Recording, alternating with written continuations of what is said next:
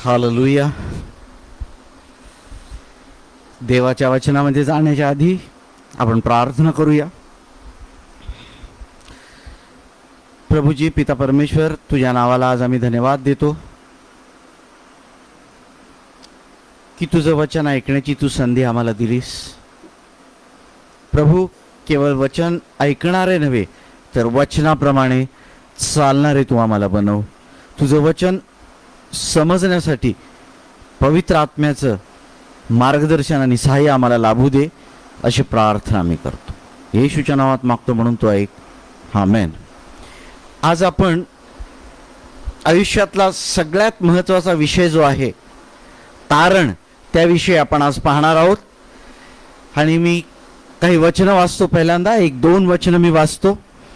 करंथीकरास दुसरं पत्र 5वा अध्याय आणि 17वं वचन. यास्तव जर कोणी ख्रिस्तामध्ये आहे तर तो नवी उत्पत्ती आहे. आणि यास्तव जर कोणी ख्रिस्तामध्ये आहे तर तो नवी उत्पत्ती आहे. जुने ते होऊन गेले, पहा ते नवे झाले आहे. जुने ते होऊन गेले आणि पहा आता सर्व काही नवे झालेले आहे, देवाचं वचन सांगतं. आणि अजून एक वचन मी वाचतो. एक अजून वचन आहे, ते आहे फिलिप्पीकरास पत्र 2रा अध्याय आणि 12वं वचन. म्हणून माझ्या प्रियांनो, जसे तुम्ही प्रत्यक्षात असताना नव्हे तर आता दूर असताना सुद्धा आज्ञा पाळता, तसे भीतीने कापत कापत तुमचे तारण पूर्ण होण्यासाठी कार्य करत राहा. भीतीने कापत तुमचे तारण पूर्ण होण्यासाठी कार्य करत राहा. पहिल्या वचनात सांगितलेलं आहे की सर्व काही होऊन गेले, आणि दुसऱ्या वचनात सांगतात की थरथर कापत आपल्या तारणाचे जे कार्य आहे ते पूर्ण करा. मग जर आता पूर्ण झालेलं आहे, सर्व गोष्टी पूर्ण झाल्यात, तर काय कार्य करायचं हा प्रश्न आपल्या समोर पडणार. त्याच्यासाठी थोडं खोलात जायची जरुरी आहे. आणि खोलात जाऊन आपण बघूयात की काय एक्झॅक्टली, म्हणजे नक्की काय देवाचं वचन सांगतं. हे आजचा विषय आहे.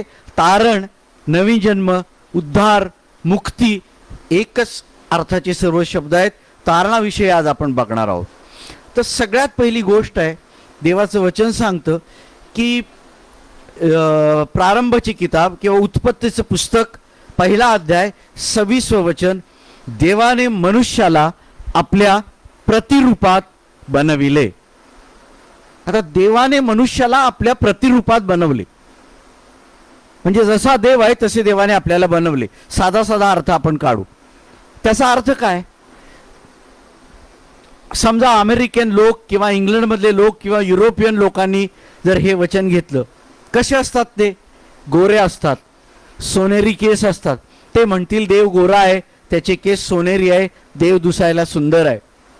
समजा आफ्रिकेतल्या लोकांनी हे वचन ऐकलं, काय म्हणतील? ते कसे असतात? थोडे काळे असतात, केस कुरळे असतात, थोडं नाक चपटं असतं. मग ते म्हणतील की देव काळा आहे, देवाचे केस कुरळे आहेत. चीन, जपानमधल्या लोकांनी जर पाहिलं तर ते काय म्हणतील की देवाचे हेअर्स सिल्की आहेत, डोळे बारीक आहेत, रंग पिवळा आहे. हे वचनामधून नक्की अर्थ काय काढायचा असं बिलकुल नाही आहे. त्यासाठी अजून एक वचन आपल्याला बघावं लागेल. थेसलोनिकरास पहिले पत्र 5वा अध्याय आणि 23वं वचन. देवाचं वचन सांगतं की मनुष्याचे 3 भाग आहेत, आत्मा, जीव आणि शरीर, किंवा आत्मा, प्राण आणि शरीर. आणि देवाचं वचन योहानाचं पुस्तक 4था अध्याय 24व्या वचनात सांगतं की देव आत्मा आहे.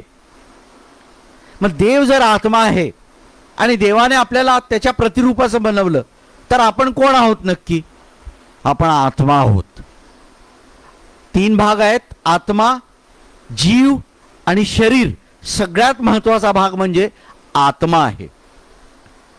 आता हे 3 जे भाग आहेत, आत्मा, प्राण आणि शरीर, किंवा आत्मा, जीव आणि शरीर मध्ये आत्मा जो आहे तो दिसत नाही आणि त्याची जाणीवही होत नाही, स्पर्शही करू शकत नाही. दुसरा जो भाग आहे, जीव किंवा प्राण म्हणतात, तो दिसत नाही पण त्याची जाणीव होते. आणि तिसरा जो भाग आहे शरीर, तो दिसतो पण आणि स्पर्श करून आपण बघू शकतो. आता जो आत्मा आहे तो नक्की काय? हा आत्मा दिसत नाही, त्याला स्पर्श करू शकत नाही, त्याची जाणीव होत नाही. मग काही लोकांच्या समोर प्रश्नचिन्ह उभं राहतं, अरे आत्मा आहे का नाही? तर मी एक उदाहरण देतो. तुम्ही रेडिओ वापरता, मोबाईल फोन वापरता, टेलिव्हिजन वापरता. रेडिओचे सिग्नल कधी बघितलेत का? मोबाईल फोनचे सिग्नल कधी बघितले का? टेलिव्हिजनचे सिग्नल कधी तुम्हाला दिसले का? नाही. तरी त्या लहरी किंवा सिग्नल आहेत हे आपल्याला समजतं. किंवा एक अजून उदाहरण घ्या की जेवढी अंधकाराची शक्ती, सैतानाचं राज्य आणि इतर तत्सम गोष्टी आहेत, त्या कधी बघितल्यात का? अशुद्ध आत्मे तुम्ही बघितलेत का? अंधकाराची शक्ती तुम्ही बघितली का? नाही. मग माणसाला भूत लागतं ते कसं काढता तुम्ही? त्याचा अर्थ हे जे आहे न दिसणाऱ्या गोष्टी सत्य आहेत, रियालिटीमध्ये आहेत. तसा आपला आत्मा आहे. जरी दिसला नाही आणि जरी जाणीव झाली नाही तरी आपल्या आतमध्ये आत्मा आहे. मन जे आहे ते मन दिसत नाही पण त्याची जाणीव होते. एखादा माणूस एकदम विचित्र वागला, निर्दयपणे वागला, आपण काय म्हणतो? किती कठोर मनाचा मनुष्य आहे. म्हणजे आपल्याला जाणीव होते की ह्याचं मन कठोर आहे. त्याचा अर्थ आपल्याला जो आत्मा आहे काहीच त्याचा अंदाज लागत नाही, म्हणजे समजत नाही, दिसत नाही, जाणीव होत नाही. परंतु जे मन आहे किंवा जे आपलं जीव आहे, जीवाचे 3 भाग आहेत, त्यामध्ये तुमचं मन येणार, तुमच्या भावना येणार, तुमचं व्यक्तिमत्व येणार आणि तुमची सद्विवेक बुद्धी पण येणार. त्याला आपण प्राण म्हणतो किंवा जीव म्हणतो. ते दिसत नाही पण फील होतं किंवा आपल्याला जाणीव होते. आणि शरीर तर दिसतं आणि जाणीव पण होते. तर हा जो ह्या तिन्ही भागामध्ये सगळ्यात महत्वाचा भाग म्हणजे आत्मा आहे, जो तुम्हाला दिसत नाही, ज्याचं जाणीव होत नाही, सगळ्यात महत्वाचा भाग आहे. आणि देवानी मनुष्याला आपल्या प्रतिरूपाचं बनवलं. त्याचा अर्थ देव जर आत्मा आहे तर देवाने मनुष्याला त्याच्या प्रतिरूपाचं आत्म्यात बनवलं. मग शरीर काय आहे? जसा पेत्र आपल्या पत्रात सांगतो, मनुष्य काय करतो? शर्ट घालतो. किंवा आपण काय करतो? एखाद्या घरात राहतो. तसं आत्म्यासाठी राहायला घर म्हणून शरीर आहे. तर शरीर काय आहे? तंबू म्हणा, घर म्हणा, शर्ट म्हणा किंवा पेहनावा म्हणा, अशा प्रकार आहे. मग आता घर महत्वाचं का घरात राहणारा मनुष्य महत्वाचा? घरात राहणारा मनुष्य महत्वाचा. त्याचा अर्थ घर महत्वाचं का तुमचा आत्मा महत्वाचा? सगळ्यात. शरीर महत्वाचं का आत्मा? आत्मा सगळ्यात महत्वाचा. तर मनुष्य कोण आहे? आत्मा आहे. त्यामुळे तो गोरा नाही, तो काळा नाही किंवा तो पिवळा नाही किंवा त्याचे दिसण्याचे प्रकार नाहीत. हे फार महत्वाचं आहे. कारण आमचा नवीन जन्म किंवा आमचं तारण जे होतं, जसं देवाचं वचन सांगतं, जर कोणी ख्रिस्तामध्ये आहे तर तो नवी उत्पत्ती आहे. पहा, जुनं ते होऊन गेलं, आता नवीन झालेलं आहे. तर काय नवीन झालं? बऱ्याच वेळा हे प्रश्नचिन्ह आपल्या समोर येतं की नक्की काय नवीन झालं. आता ज्याला पंचेंद्रियांनी नेहमीच आसपून बघायची सवय असते तो म्हणेल, अरे शरीर तर तसंच आहे. आरशात बघेल, म्हणेल पहिला मी काळा होतो, आता पण मी काळाच आहे. पहिला माझं वजन 70 किलो होतं, आत्ता पण मी ओव्हरवेट आहेच 10-20 kg. पहिल्यांदा माझी उंची 5 फुटापेक्षा कमी, बुटका होतो मी, आत्ता पण मी बुटका आहे. आणि देवाचं वचन सांगतं की सगळं नवीन झालं. मग नक्की काय नवीन झालं? बऱ्याच वेळाला तुमच्या मनात असे विचार होतील की अरे माझं तारण व्हायच्या आधी शनिवारी रात्री माझ्या मनात असे विचार यायचे की थोडीशी बियर पिऊया, कुठेतरी पिकनिकला जाऊया, किंवा अरे आता 1 तारीख येत आहे, EMI द्यायला पैसे नाहीत, काय करायचं? नवीन जन्म झाल्यावर सुद्धा ते विचार येतात. मग तुम्ही म्हणाल, अरे नक्की काय नवीन झालं? इथेच तर आहे. 3 भाग आहेत: आत्मा, जीव आणि शरीर. एक्झॅक्टली जे सर्व काही नवीन झालेलं आहे ते आत्म्यामध्ये झालेलं आहे, जीवामध्ये किंवा प्राणामध्ये नाही, आणि शरीरात सुद्धा झालेलं नाही आहे. ही गोष्ट लक्षात घेणं फार महत्वाचं आहे. नाहीतर वचन वाचून घोटाळा होईल. तुम्ही म्हणाले कसं कोरिलेट करायचं वचन, सर्व काही नवीन झालं, मी आहे तसाच आहे, मी पहिल्या ज्या चुका करायचो अजूनही त्याच करतोय. देवाने तुमच्या आत्म्यामध्ये कार्य केलेलं आहे. म्हणजे नक्की काय केलं? पहिला जो आमचा आत्मा होता तो कसा होता? तो मृत होता, देवापासून दूर होता. जेव्हा तुमचं तारण झालं, मी अजून डिटेलमध्ये जाऊन तुम्हाला सांगेल ते कसं होतं, तेव्हा काय झालं? क्विकनिंग, देवाच्या आत्म्याने स्पर्श केला, तुमचा आणि माझा आत्मा सजीव झाला, जिवंत झाला. जो देवापासून दूर होता तो आता काय करायला लागला? देवाबरोबर संगती करायला लागलेला आहे. फार महत्वाचं आहे. जो बदल झालेला आहे तो आत्म्यात झालेला आहे, बाकी कुठेही बदल झालेला नाही. म्हणजे त्याचा अर्थ काय? आत्मा आहे, प्राण आहे आणि शरीर आहे. म्हणजे मला असं म्हणायचं आहे का की जे तारण झालेलं आहे ते फक्त 1/3 झालेलं आहे? होय, तारण तुमचं 100% झालेलं नाही, माझं तारण 100% झालेलं नाही. आत्म्याचं तारण झालंय 1/3. मग आपल्या मनाचं काय, जीवाचं काय, प्राणाचं काय आणि शरीराचं काय ते मी तुम्हाला पुढच्या रविवारी सांगेन की त्याचं तारण कसं होतं.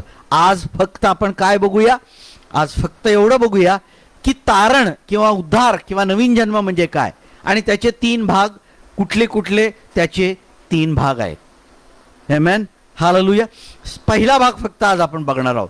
जे तारण आहे 1/3, म्हणजे पहिलं जे तारण आहे, तारणाचे 3 प्रकार आहेत.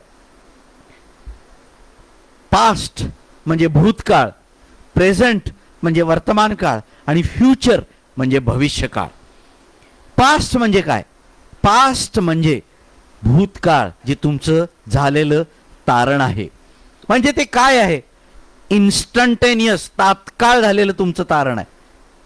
म्हणजे नक्की काय झालं? म्हणजे जे आम्ही जी पाप केलेली होती, त्या पापाची जी शिक्षा आम्हाला मिळणार होती, शासन किंवा दंड मिळणार होता, त्याच्यापासून आम्हाला सुटकारा मिळालेला आहे. आमेन. त्याला असं म्हणतो आपण की deliverance from the penalty of sin. Deliverance म्हणजे काय? सुटकारा किंवा माफी. कशापासून माफी? जी पाप, जी चुका देवाच्या विरोधात आपण केल्या होता, देव आता त्या मोजणार नाही, त्याची क्षमा केलेली आहे. रोमकरासपत्र 8 अध्याय 1 वचनात देवाचं वचन हे सांगतं की आता जे प्रभू येशू मध्ये आहेत त्यांना दंडाज्ञा नाहीच. हालेलुया. तर हा एक भाग आहे फक्त. आज आपण केवळ एवढाच भाग बघणार आहोत. काय? आत्म्याचं तारण. आणि हे आत्म्याचं तारण एकदाच होतं, परत परत परत परत होत नाही. मग तुम्ही म्हणाल्या आम्ही बरोबर येशू बरोबर जेव्हा स्वर्गात जाऊ तेव्हा हाच आत्मा असेल, देव त्याच्यात काही दुरुस्ती किंवा मलमपट्टी किंवा काही अजून करून त्याच्यात अजून चांगला आत्मा देव बनवणार आहे का? बिलकुल नाही. हा जो आत्मा आहे हाच आत्मा घेऊन तुम्ही आणि मी स्वर्गात जाणार आणि अनंत काळ स्वर्गात हाच आत्मा राहणार आहे. देवाने जे काम केलेलं आहे परफेक्ट आहे आणि 100% एकदम करेक्ट आहे, त्यात काहीही बदल होणार नाही. हे देवाने केलं. पहा, आता सगळे नवीन झालेले आहे. हे कसं झालं? येशूचा आत्मा आणि हा आपला नवीन आत्मा बिलकुल आयडेंटिकल सेम आहे, काही फरक नाही. ह्या आत्म्यामध्ये सर्व गोष्टी ज्या आपल्या जीवनासाठी आवश्यक आहेत त्याच्यामध्ये आहेत. पवित्र आत्मा तिथेच राहतो, तिथेच वास करतो. पवित्र आत्म्याची फळं ह्या आत्म्यातूनच येत असतात. तर ह्या आत्म्याचं तारण देवानी एकदाच केलेलं आहे आणि ते काम परफेक्ट केलेलं आहे. परत दुरुस्ती करून अजून चांगलं करायचा काहीही प्रश्न नाही. ही गोष्ट प्रियांनो तुम्ही लक्षात घ्या, नाहीतर 2 करंथी 5:17 मध्ये तुमचा घोटाळा होण्याची शक्यता आहे. सर्व काही होऊन गेलेले आहे, जुने ते निघून गेले, नवीन आलेले आहे. देवाचे वचन सांगतं आत्म्यापासून जन्मलेला आत्मा आहे. योहानचं पुस्तक 3 अध्याय. आत्म्यापासून जन्मलेला आत्मा आहे आणि देहापासून जन्मलेलं देह आहे. आणि जर देव आत्मा आहे आणि देवापासून जन्मलेले आहात तर तुम्ही पण आत्मा आहात. तर पहिलाच भाग फक्त बघतो मी की डिलिव्हरन्स, सुटकारा. कशापासून? पापापासून. म्हणजे काय नक्की? रोमकरास पत्र 5वा अध्याय आणि 18व्या वचनात असं लिहिलेलं आहे की एका पापामुळे सगळेजण पापी झाले. कुणी केलं पाप? आदामाने. काय झालं? सगळे पापी झाले. आणि पुढं काय झालं? सगळ्यांच्यावर देवाचा कोप आला आणि दंड आला आणि शासन आलं. शिक्षा झाली सगळ्यांना. का? पापी देवाने बाहेर काढलं सगळ्या. जसं एका पापामुळे सगळे पापी झाले तसं एका नीतिमान कृत्यामुळे सगळेजण नीतिमान होतील आणि अनंत कालचं जीवन त्यांना मिळेल. हे कुठलं नीतिमान कृत्य आहे? येशूंचं आज्ञापालन, वधस्तंभावरचं मरण आणि रक्त सांडणं. त्याचं एका पापामुळे सगळे जर पापी झाले आणि त्यांच्या विरुद्ध देवाचा कोप होता, तर एका कृत्यामुळे येशूच्या सगळेजण नीतिमान झाले आणि अनंत कालाच्या जीवनात प्रवेश करण्यासाठी लायक झाले. आपली लायकी नव्हे, येशूच्या कामामुळे आपण लायक झालो. ही 2 वचनं, कारण रोमकरास पत्र 6वा अध्याय 23वा वचन सांगतं, पापाची मजुरी मृत्यू आहे, परंतु देवाचं दान प्रभू येशूमध्ये अनंत कालचं जीवन आहे. हालेलुया. तर हे अनंत कालचं जे जीवन आहे, हे अनंत कालचं जीवन देवाने आपल्याला प्रभू येशू ख्रिस्तामध्ये दिलेलं आहे. पहिला पार्ट फक्त मी तुम्हाला सांगत आहे. मग हे कसं काय, हे जे आहे हे तारण कसं प्राप्त करून घ्यायचं? सगळ्यात पहिली स्टेप ABC मी सांगतो. A, B आणि C. ए म्हणजे काय? एक्नॉलेज. एक्नॉलेज म्हणजे काय? मान्य करणे, कबूल करणे, मान्य करणे. काय मान्य करायचं? मी पाप केलेला आहे आणि मी पापी आहे. भजन संहिता जे आहे ना, स्तोत्र संहिता 51वा अध्याय आहे ना, त्यामध्ये 3-4 वचनात दाऊद म्हणतो, दावीद राजा म्हणतो, against thee and thee only I have sinned and done that which is evil in thy sight. तुझ्या विरुद्ध आणि तुझ्या विरुद्धच मी पाप केलेलं आहे आणि तुझ्या नजरेमध्ये जे दुष्टपणाचं काम आहे ते मी केलेलं आहे. अशी आपण मान्य करून कबुली दिली पाहिजे. थोडं खोलात जाऊया. केवळ कबुली देऊन हो म्हणून चालणार नाही. मग काय करायला लागेल? त्याच्यासाठी हे करायला लागेल, पश्चाताप. फार महत्वाचा शब्द आहे. पश्चाताप म्हणजे काय? इंग्लिशमध्ये त्याला रिपेंट म्हणतात. काही लोकांचा असा समज आहे की रिपेंट किंवा पश्चाताप म्हणजे केवळ आपल्याला वाईट वाटणे. बिलकुल नाही तसा अर्थ त्याचा. त्याच्यासाठी रिमोर्स शब्द आहे. रिमोर्स आणि रिपेंट हे 2 वेगळे शब्द आहेत. मराठीमध्ये दुःख होणे हे ठीक आहे, पण दुःख होऊन जर मी उद्या परत तीच गोष्ट करायला लागलो तर तो पश्चाताप नाही. एक उदाहरण देतो. जे लोक दारू पितात ना, दारुड्या हा शब्द वापरणार नाही, पण ज्यांना दारूचं व्यसन लागलंय ते रात्री दारू पितात. दुसऱ्या दिवशी सकाळी खूप पश्चाताप होतो त्यांना की मी का दारू पिलो आणि मी का असं वागलो आणि मी त्या माणसाशी का भांडलो आणि मी का असं बोललो. त्याला खूप पश्चाताप होतो. ते निश्चय करतात दारू पिणार नाही आजपासून. संध्याकाळी 7 वाजले, 3 सांज झाली, अंधार पडला, लगेच इथं घंटी वाजते आणि परत दारू प्यायला जातात. परत दुसऱ्या दिवशी पश्चाताप. देवाला वचन, देवा मी परत दारू पिणार नाही. दुसऱ्या दिवशी परत संध्याकाळ, 3 सांज, अंधार, परत ह्यांची घंटी वाजली, परत चालले दारू प्यायला. हा पश्चाताप नव्हे, ह्याला रिमोर्स किंवा दुःख वाटणे म्हणतात. हो, पश्चाताप म्हणजे काय? पश्चाताप म्हणजे पश्चातापास योग्य अशी फळे घेणे. आपल्या जीवनात असा बदल घडवून यायला पाहिजे की देवा त्या मार्गावर मी पुन्हा कधीच जाणार नाही. आता समजा मी ह्या दिशेने चाललोय, 180 डिग्री मध्ये टर्न व्हायचं आणि इकडे जायचं. मग त्या रस्त्याकडे माझी पाठ, तोंड कुठे?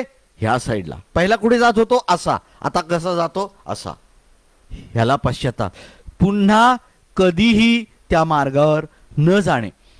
एखाद्या दिवशी चुकून तुम्ही पापात पडला आणि गेला तर ती गोष्ट वेगळी आहे. देव दयाळू आहे, तो क्षमा करेल. पण रोज रोज जायला लागला तर खतरा आहे. रोज रोज नाही. ते तिथंच पश्चातापास योग्य फळे म्हणजे काय? उदाहरणार्थ लुकाचा 19वा अध्याय, त्यात जक्कय आहे. जेव्हा येशू त्याच्या घरी जातो तेव्हा जक्कय काय म्हणतो?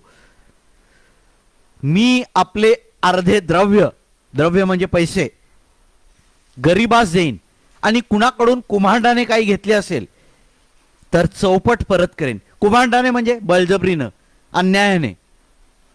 काय करतो जक्कय? निश्चय करतो की अर्धी संपत्ती गरिबांना वाटेन आणि ज्यांच्याकडून जबरदस्ती घेतलंय त्यांना चौपट माघारी देईन.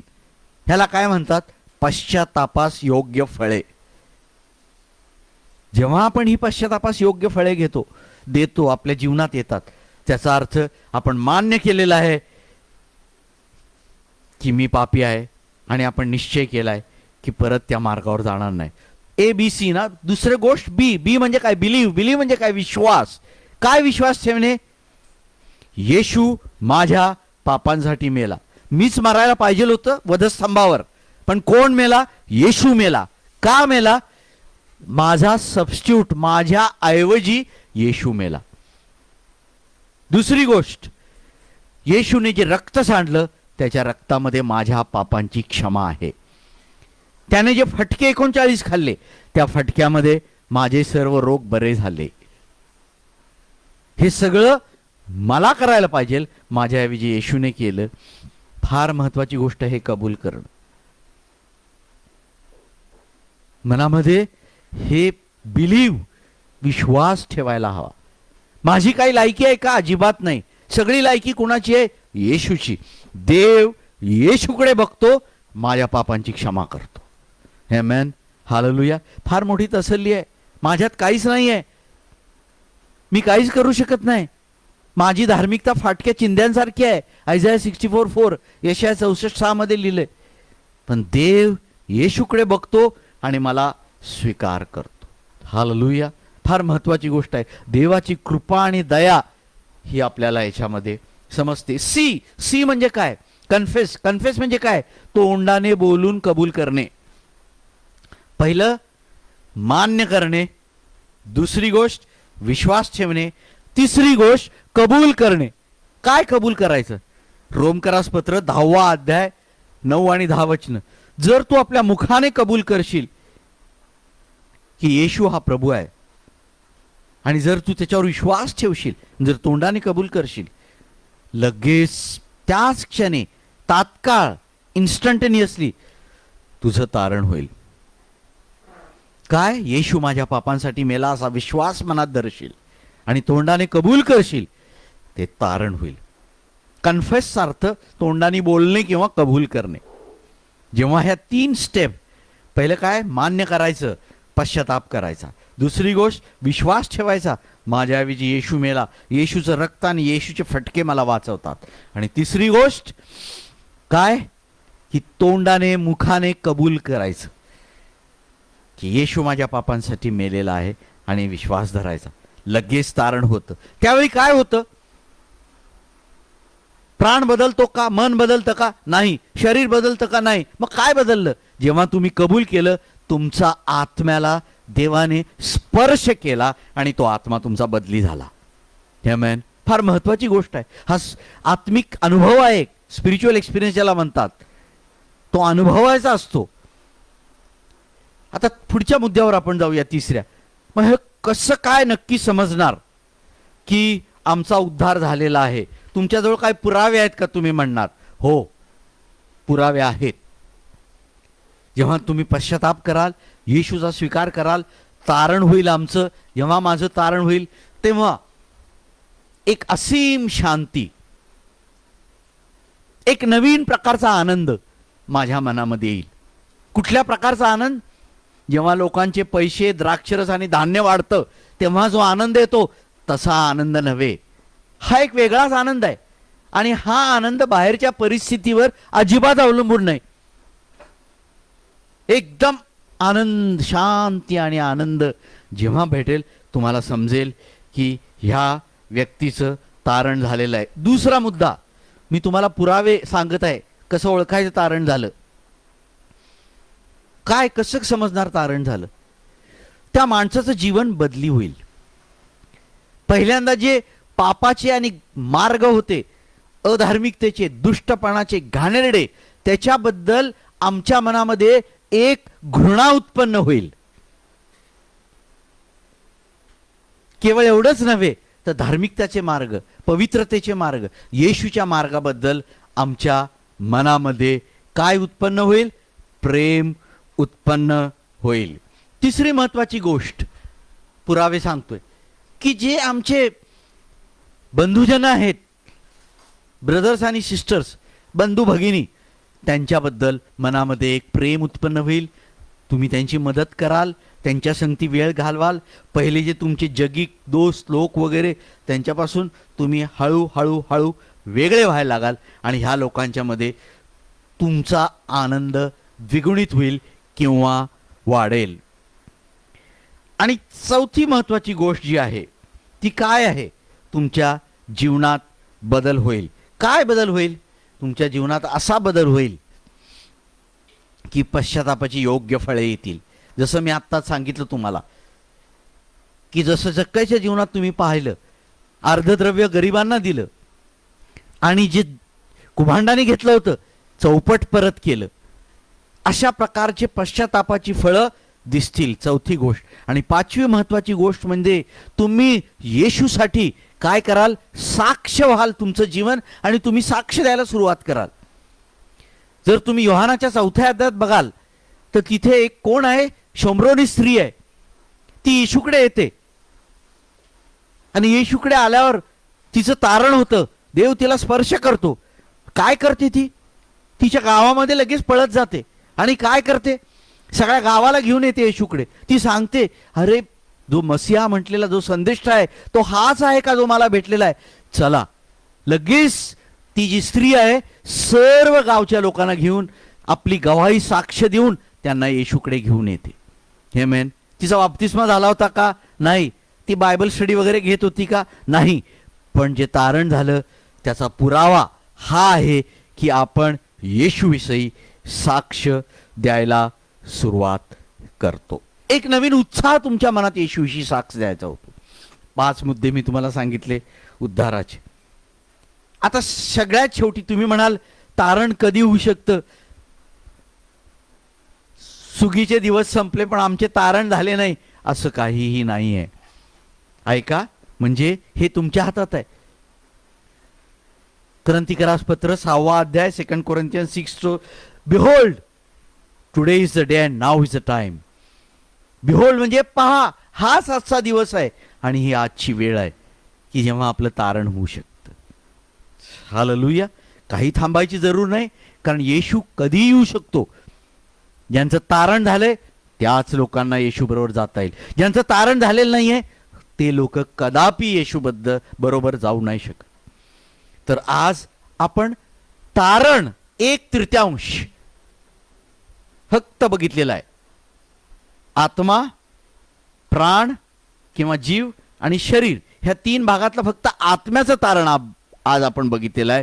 पुढच्या रविवारी आपण आपल्या जीवाचं तारण कसं होईल, म्हणजेच आपल्या मनाचं तारण कसं होईल किंवा प्राणाचं तारण कसं होईल आणि देहाचं, शरीराचं तारण कसं होईल हे आपण पाहूया. पण देवाने जो आपल्याला आशीर्वाद दिलेला आहे त्याच्याबद्दल आपण देवाला धन्यवाद देऊया. हालेलुया. आज आपण इथेच थांबूया. आता मी प्रार्थना करत आहे आणि बंद करत आहे. प्रभूजी, तुझ्या नावाला आम्ही धन्यवाद देतो, कारण तू इतकी छान तुझी वचनं आम्हाला दिलेली आहेस. स्तोत्रसहिता लिहिणारा म्हणतो की तुझी वचनं चांदी आणि सोन्याच्या हजारो नाण्यांच्या पेक्षा मला अधिक प्रिय आहेत. प्रभू, तुझ्या वचनानुसार ज्या लोकांचं तारण झालेलं आहे त्यांना आशीर्वाद तू दे, आणि ज्यांचं तारण झालेलं नाही की तारणाची आशा किती मोठी आहे हे त्यांच्या मनावर तू बिंबव, त्यांना तू आशीर्वाद दे, आणि झालेलं नाही त्यांचं तारणही वचनाच्या द्वारे होऊ देत, अशी विनंती आणि प्रार्थना मी करतो. प्रभू, सर्व गोष्टीबद्दल आणि तुझ्या वचनाबद्दल तुझ्या नावाला मी धन्यवाद देतो आणि तुझे उपकार स्तुती करतो. प्रभू, सर्व गोष्टीसाठी परमेश्वराला धन्यवाद आणि येशू ख्रिस्ताच्या नावाला धन्यवाद, कारण तू आलास आणि तुझं नाव इमॅन्युएल, की जो आम्हाला पापापासून वाचवणार आहे, त्याच्याबद्दल सुद्धा मी तुझ्या नावाला धन्यवाद देतो. नासुरी येशूच्या नावात मागतो म्हणून तो ऐक. आमेन आणि आमेन.